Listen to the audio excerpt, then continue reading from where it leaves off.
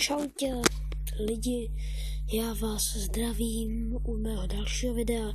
Toto je pouze informačka, takže jestli vás nezajímají informace, tak to můžete rovnou vypnout, ale dalších pár videí, které budu natáčet, budou převážně challenge. A budou buď to v pondělí nebo ve středu, což znamená, že je to prostě hustý. A jako já se na to ještě trochu zamyslím. A jeden z nich bude Chubby Bunny, ten už máme zařízený. Můj kameraman už koupí marshmallowny. No, koupí marshmallowny.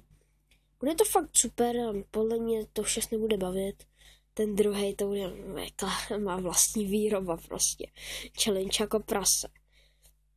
Takže teď asi nebudou klasické vlogy, ale to nikoho nezajímá, protože má stejně jenom asi 5 zhlédnutí.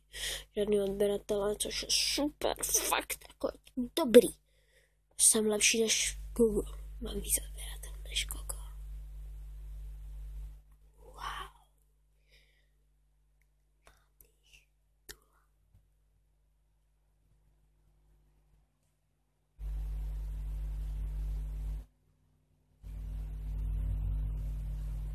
Tak tohle bude asi už konec tohle videa.